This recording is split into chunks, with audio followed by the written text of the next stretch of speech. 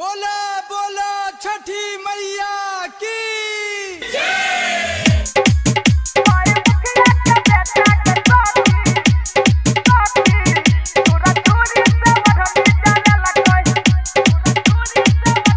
गे अब चलिए दौरा उठा के हमारा देख के आग लगे गे अब चलिए दौरा उठा के हमारा देख के आग लगे आ पर धनमा के बेटा के सखी छुरा छुरी से ओढ़नी जड़े मुखिया के बेटा के सखी छुरा छुरी से ओढ़नी जड़े गे अब चलिए दौरा उठा के हमारा देख के आग लगे गया बचलिए दौरा उठा के हमारा देख के आग लगे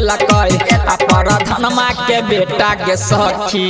छुरा छुरी से ओढ़नी जड़े मुखिया के बेटा के सखी छुरा छुरी से ओढ़नी जड़े डीजे गुड मधुबनी अभी आप सुन रहे हैं ललित रिकॉर्डिंग स्टूडियो अलीचक से।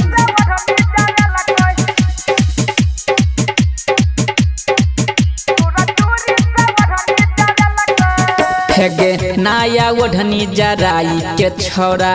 कई दिल खराब गे घाट को नहा ओढ़ के जेबै लागैया बड़ी लाज गे फेगे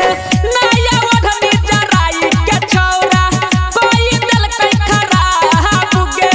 घाट को नहा ओढ़ के जेबै लागैया बड़ी लाज गे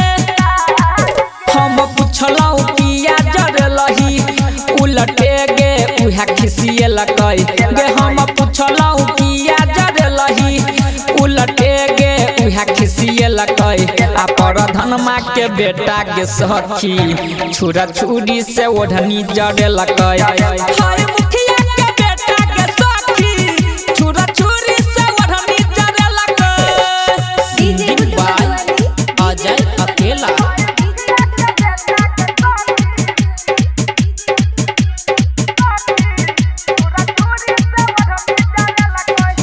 अभी आप सुन रहे हैं ललित रिकॉर्डिंग स्टूडियो अलीचक से।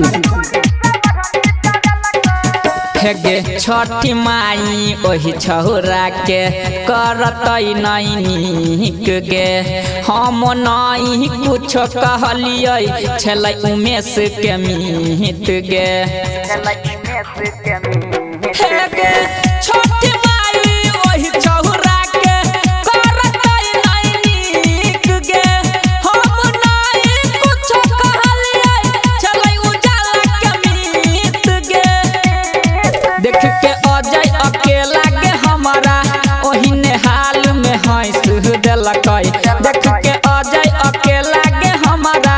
ओहिने हाल में हंस देलक आ पर धनमा के बेटा के सखी छुरा छुरी से ओढ़नी जड़े मुखिया के बेटा के सखी छुरा छुरी से ओढ़नी जड़े सबटा ना अभी आप सुन रहे हैं ललित रिकॉर्डिंग स्टूडियो अलीचक से।